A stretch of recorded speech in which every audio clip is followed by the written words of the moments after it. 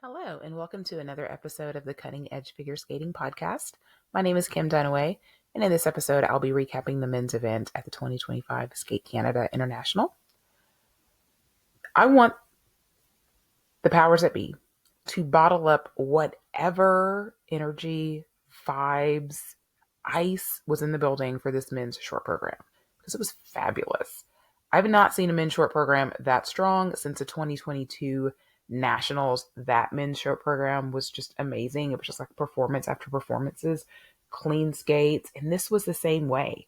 And skaters that have been struggling were like magically cured. It was fantastic.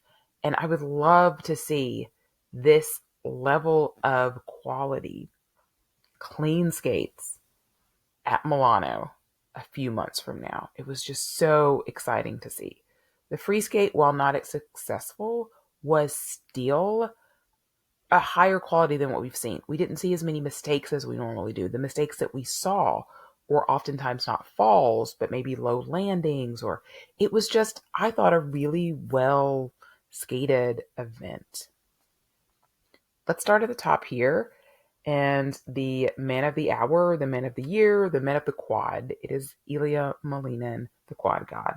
And not only when he skates like this, but when he skates, period, he's going to win. I can't recall, outside of maybe Nathan, last Olympic quad, a skater that has had the level of consistency that Ilia has had. He really hasn't had too many skates where he's made a lot of significant mistakes. And he has so much tech content that he builds up a lot of goodwill, even if he were to go out and make mistakes. Now, if we go back to 4 years ago with Nathan Chen, his first Grand Prix that season, he lost. He lost to Vincent Zhou and was third. And people were like, oh no, what's going to happen with Nathan? And he proceeded to win everything after that. And I hope that Ilia keeps the same level of consistency at Milano. I was on the media call today with Jason Brown and with High Performance for U.S. Figure Skating, Justin Dillon. And there was talk about the criteria for the Olympic team. And somebody brought up, I can't remember if it was Phil Hirsch or somebody else, the decision to leave Ilia off the Olympic team 4 years ago. And the only reason I bring that up now is because Nathan looked amazing going into that 2018 Olympics and then really couldn't deal with the pressure and the extra that the Olympics is versus worlds and nationals and all of the other things that led up to that moment. Now, Nathan didn't have a quad leading up to that 2018 Olympics like Elias had. He really came on strong towards the end and had a really strong season leading up to the Olympics, but he didn't make the podium even in the worlds leading up to that, whereas Ilia has been at the top of his game for some time. And I certainly hope that the big lights of the Olympics and all of the attention that he's likely going to get from perhaps this point forward up until then, that he's able to keep whatever headspace that he has been in for the last couple of seasons. Because I just really think that the casual 4-year figure skating fan is really going to fall in love with Ilia. Whether it's young fans or old fans, I think that he's just such an exciting, basically unicorn of an athlete that we've really never had. Nathan was a fabulous skater, but I don't think that even he brought the level of excitement that Ilia can bring. And both of them certainly much more exciting than somebody like Evan Lysacek, who has also won the Olympics for the U.S. And I'm excited to see it. And a competition like this makes me even more excited to see it. Let's talk about the short program, which was very well done. When he debuted this at Lombardia, I was a little mixed as to how that hip hop step sequence were to fit in with the rest of the program. But here, I thought it just gelled together really nicely. I liked it. Very strong skating as well as his jumps. He got 104 in his short program, which was quite a few points off from his personal best, which he got at Worlds this past year, which is 110 points. And that was because he got a call in the quarter on his quadlets. So again, still a huge score. But if he wants to get in the realm of Nathan Chen, which I honestly don't know if he can. I mean, Nathan got 113 in his short program, and that was with the same tech content that Ilia has. Solo quad flip, quadlets triple toe later in the program. That at the time when Nathan skated made me very nervous for him. Whereas I don't feel that same level of nerves with Ilia because his quadlets is much more consistent than what Nathan's was, especially in the short program. But even so, same tech content that Nathan had. Ilia, as much as he has made strides in his performance and his artistry, still not at the level of Nathan, but he's definitely starting to nip at those heels. So Nathan has the world record in the short program, and Nathan has the world record overall. Nathan's record is 335 points that he got at the 2019 Grand Prix final. Ilia here got 333 points as his total score, so very, very close.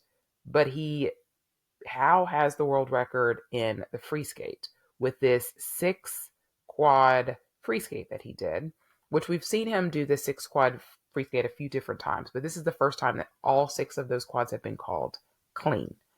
More importantly, there is even more because he's still not doing his quad axel yet. We have seen in the past few seasons that Ilia has only done the quad axel at Grand Prix final and beyond. That triple axel that he's doing in the short program right now is basically a placeholder for what would be the quad axel, which means Ilia has the potential to do a 7 quad free skate, which would blow this 228 points out of the water even more if he were to land all of those elements clean. He said in the press leading up to Worlds that the content that he had is what he wanted to do at the Olympics. And he planned on doing it throughout this fall season to really sort of get it into his body so that it would be ready to go for the Olympics. At Grand Prix final last year, when he did those 6 quads, got a lot of calls, his performance and artistry really, really took a hit from that. It's really improved a lot more since then. Even if you look at the layout of his free skate, he does a lot of jumps early. He does a lot of choreography in between, and he sort of gears up to do a lot of those jumps again at the end. And I think that works for him in terms of a layout that allows him to be able to get these jumps in. The main thing with this one is that quad loop looked really, really good. And that's the jump for him that was so problematic last season. The season before that, it was the quad flip because he had a hip thing. And so right now, he seems to be pretty healthy. I hope he stays that way. And all of these jumps just looked really fantastic. Can't see any way that anybody beats Ilia. If he continues to skate to this level of consistency that he has, he is his own worst enemy. Just nobody can touch him. Even if he makes a mistake, he has so much tech content built in that he's got quite a bit of padding. And I think for him, it's as long as he continues to push himself, I'm very curious as to what his plans are after the season. He's still very young. Is he planning to continue? I'm sure he doesn't even know that right now. It's not even an important conversation to have at this point. It's just the wheels in my mind turning just a little bit as to what his sort of plans are post-Olympics. But of course, that's not important because right now he's not gotten there and he's not won. Because like I said, he's had a tremendous amount of composure at Worlds, at Grand Prix, but he's never been on the Olympic stage before. So I just mentioned the selection because would that have experience benefited him going into this Olympics, or does he have enough experience from this last Olympic quad to be able to go into the Olympics without having been there before, but still be able to have the same level of focus? That remains to be seen. All right, moving on from Ilia, let's talk about probably the biggest surprise, and that is our silver medalist, Sasha Selevko of Estonia. I definitely did not have him anywhere near my podium because he hasn't skated well in quite some time. We have to go back to probably the 2024 Europeans when he surprisingly got onto the podium and got a silver medal there.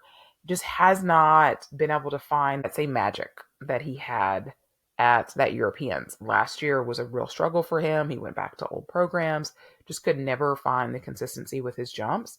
And so here, really fantastic with the jumping. Short program, he comes out in a very interesting costume with this purple top mesh midriff. And I'm like, what in the world? And somebody on X was like, he's skating to Prince. And I was like, oh, okay. Makes a little bit more sense now. He nailed it. I mean, just absolutely killed that short program. He was playing to the crowd. I just thought it was a level of performance that we really have not seen from him. He does dramatic really well, but I thought this was just a different side of him that we haven't seen. And it was such a nice surprise. In his long program, came out with a quadlets. I was like, hello, where did that come from? Had a great skate as well with his jumps. Really nice artistry. Judges placed him second in PCS ahead of like Kazuki and Cal and Kevin, of course, who we'll get to much, much later. But judges really liked what he had and made it onto the podium here. Unfortunately for him, this is his only Grand Prix. We won't see him again until NHK Trophy, which is a challenger, in a few weeks. But I would love to see him bottle this up and bring this the rest of the season and don't let it be a fluke. He unfortunately is competing with his own brother, Mikhail Selevko, for that one spot at the Olympics for Estonia. I think he did himself a lot of favors with this competition. In third place here was another kind of surprise, and that was Kalmura of Japan, who has just not been skating well. And at this point going into this competition, I didn't pick him for a medal either. I picked him basically for the bottom half because that's what he's shown us this season. It's just not been good. And in the short program, I was like, okay, everybody's skating well. Does that mean Cal's going to skate well too? And he did. But we have seen him, even at his last Grand Prix, do pretty well in the short program and then completely fall apart in the free skate. So he had already gone back to this Wood Kid short program that he did a couple of seasons ago. And then he made the decision coming into this competition that he was going to go back to last year's free skate, which is his Umbrellas of Cherbourg program. I felt like when he made that announcement, I'm like, I don't think it's the programs, but whatever makes you feel more comfortable. And maybe it was the magic of the ice. Maybe it is the program, but it was much better here than what we've seen. It wasn't perfect. It wasn't anywhere near what he is capable of. Cal is capable of 190 point free skates. So here at just shy of 164 points, definitely not anywhere near his ceiling, but so much better than what we saw from him in France a couple weeks ago where he was 10th. And it was just enough for him to get on the podium. Another very encouraging thing here was he landed his quad loop, and that quad loop has not been reliable for him whatsoever. In fact, watching it the last couple of seasons, I was like, oh my gosh, just please take it out. Like, it's not working. I feel like it's hurting your hip. And here it was just like it was nothing. It was really close to the boards, but it was landed well. He started out the program really fantastic with that. Quad sow, which I don't even know how he landed. It looked awful in the air. And then a quad toe, triple toe.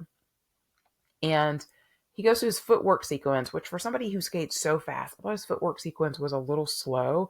And it felt like the second half of the program just didn't have the same amount of steam in it that the first half had. And so he struggled on a lot of those jumps in the second half, but he didn't have any falls, which was a huge improvement over what we've seen from him.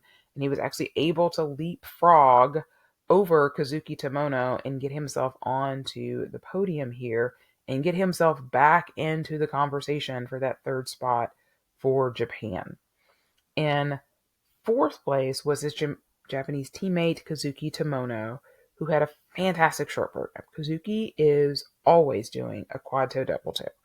And it's always so frustrating, but in that short program, he came out and did a quad toe triple toe. Because again, I don't know what was in the water, but fantastic short program from him. 92 points. He was in second place going to the free skate. But his free skate, he started off with the quad toe, double toe, and I thought, oh no.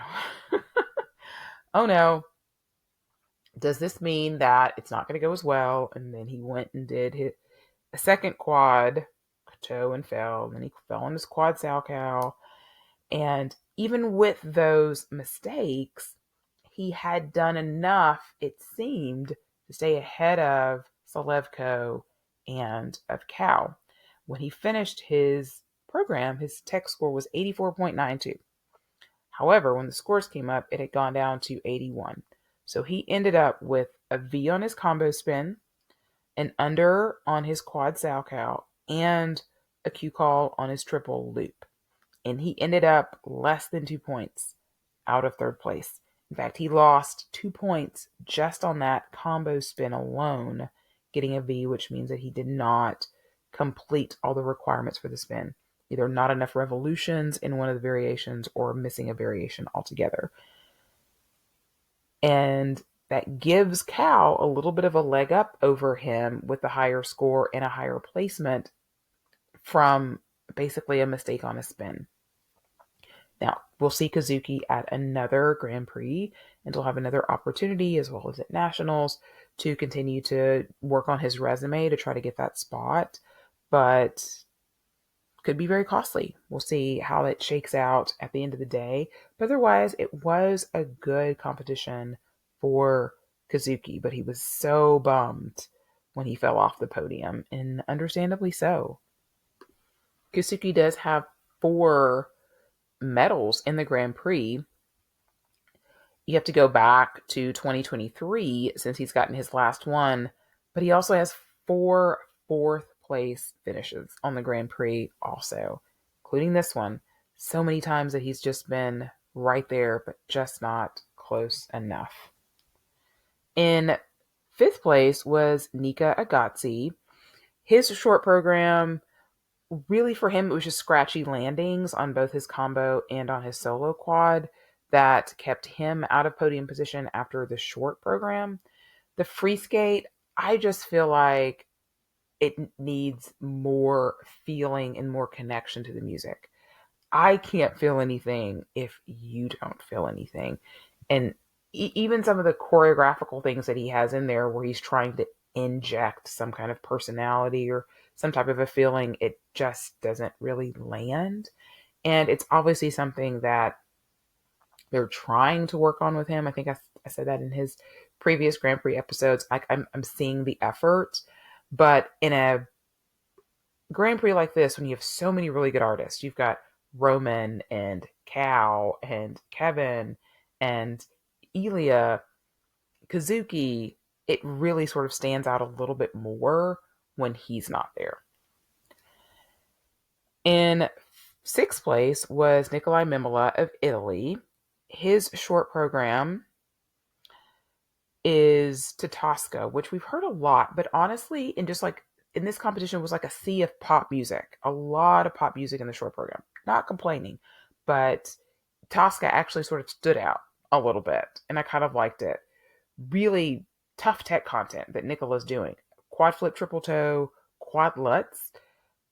Both Chris and Jackie thought there should have been some cue calls on his jumps that he did not get here.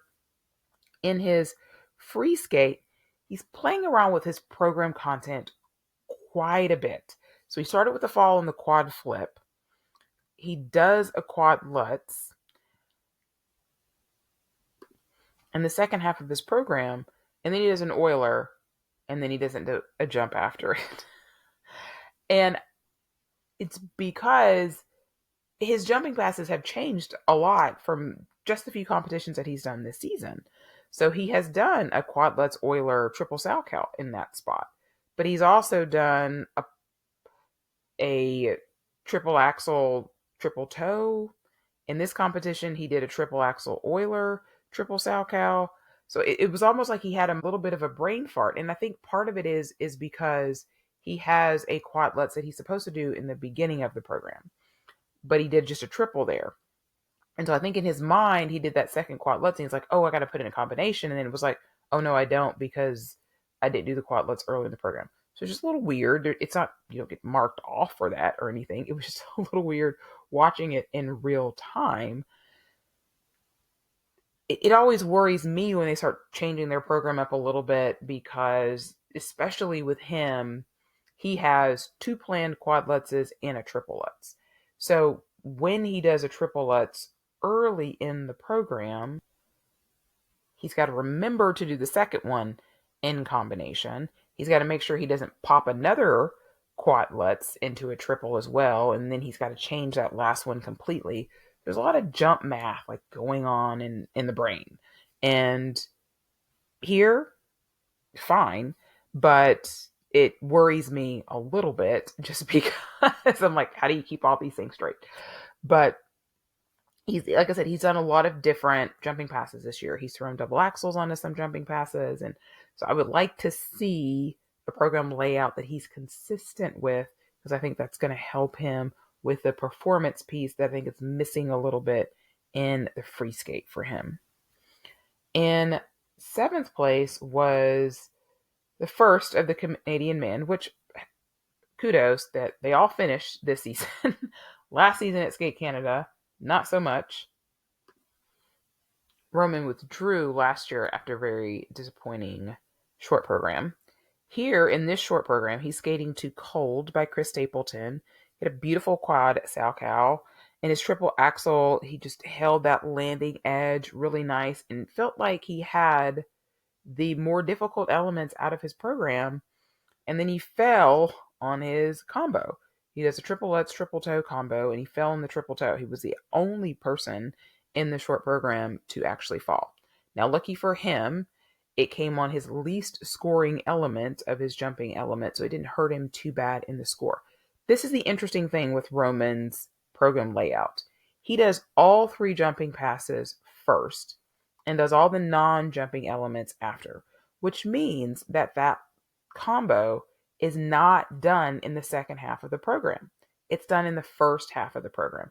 So he doesn't get the bonus of it. So the program layout makes no sense. Like almost everybody does a jumping pass in the second half to get that 10% bonus. And so for him to put it last and not put it in the second half of the program to get the bonus just doesn't make any sense. My only thought process is maybe they were trying to put all of his jumps right off the bat, get it over with, allow him to perform the second half of the program. Now, it's not a strategy that's worked because he's had problems with this combination jump. So it's just very puzzling. Now, is 10% a huge amount? No, we're talking about an extra point and a half, but still, it's right there. Stick a spin in there and then do the jump, but it is what it is. Just bringing that up because it, like I said, it's a bit of a puzzling piece. His free skate, he's skating to Claire de Lune in a song called Photograph. Started off with a quad Salchow double axel combo, which is interesting. I don't feel like we see a lot of double axels thrown after quads. Unless you're Ilia and you're throwing triple axels after quads, not a lot of people have taken advantage of that with a quad. His second quad Salchow is in the second half of the program, which is always very risky for Roman. It didn't pan out well for him here. He did fall on it, and I don't feel like that's successful for him most of the time.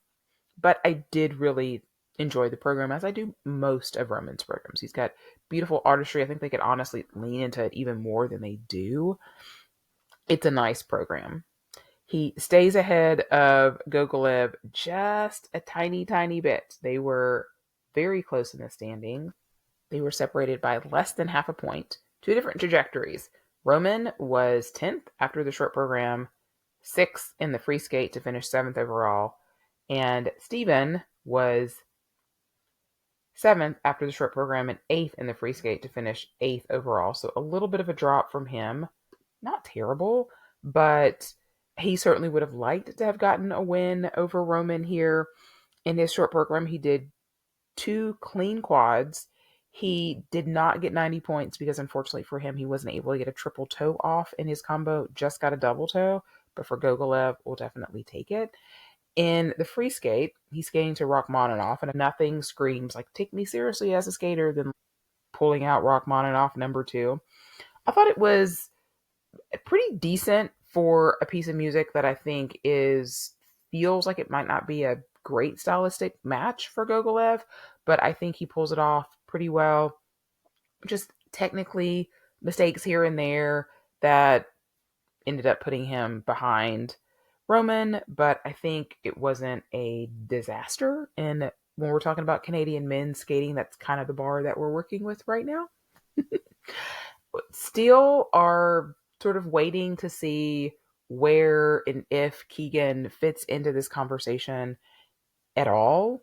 Don't really know. I think Gogolev did himself a lot of favors earlier in the season at his challenger, but here in a head-to-head battle with Roman, definitely didn't take advantage of it like I feel like he really should have.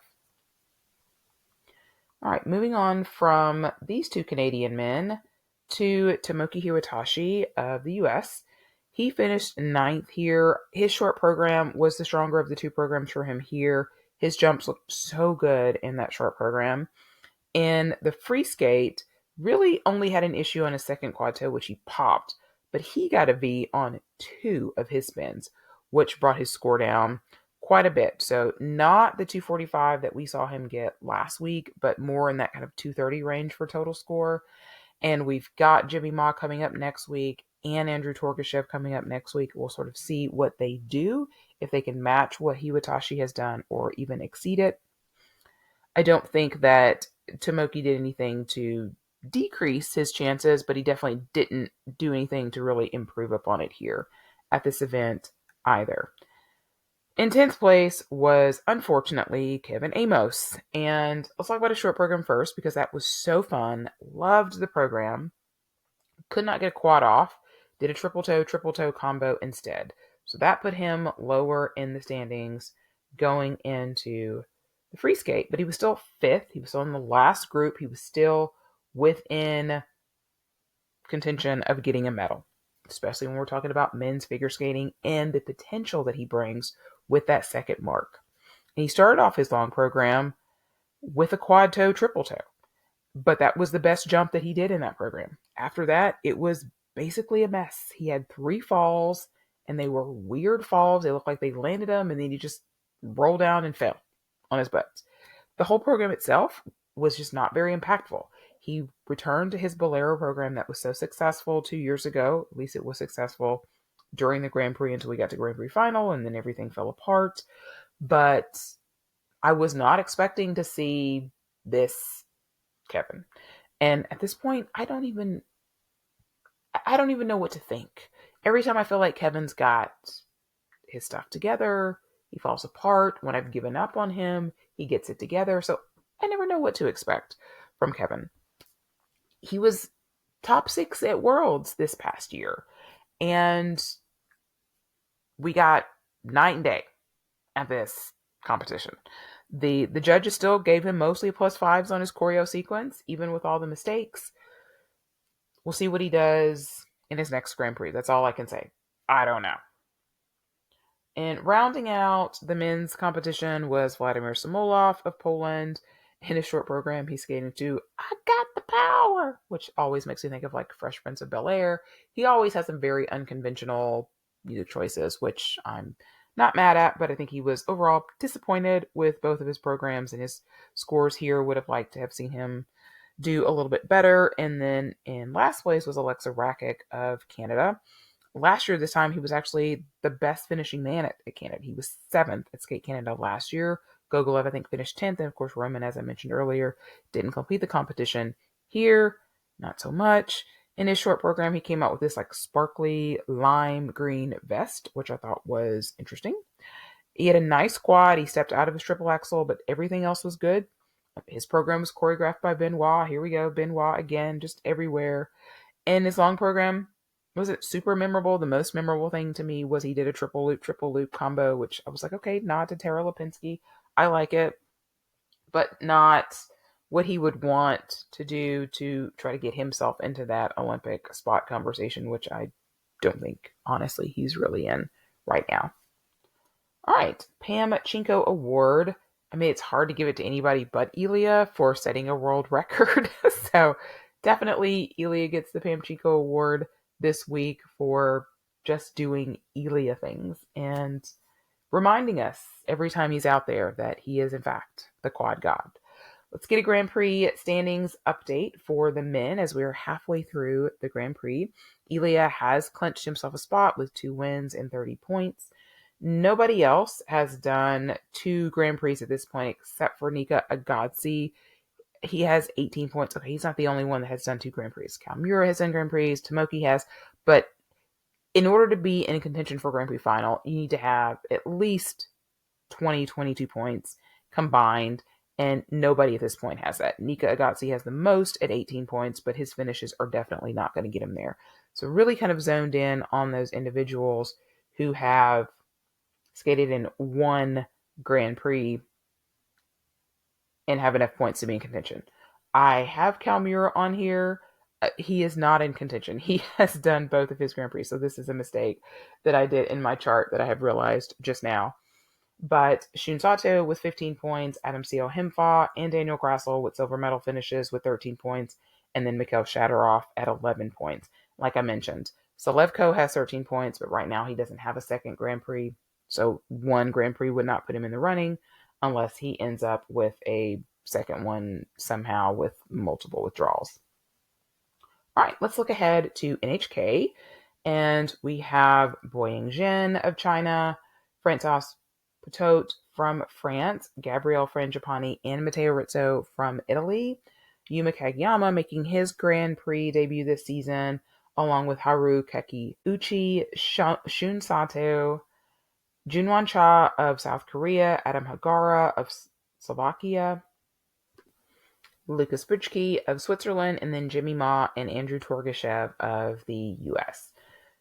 So for the podium, you're definitely feeling Yuma Kageyama. Shun Sato would clinch himself a Grand Prix spot with another win and a second place finish, and I think pretty much with a bronze medal finish here would also get him there as well.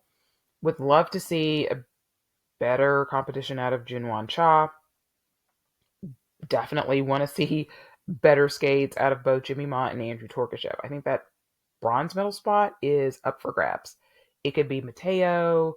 It could be Junwan if he could get himself together. It could be Torgashev. I think it's very much a wild card spot because all of those skaters feel like they have been very up and down.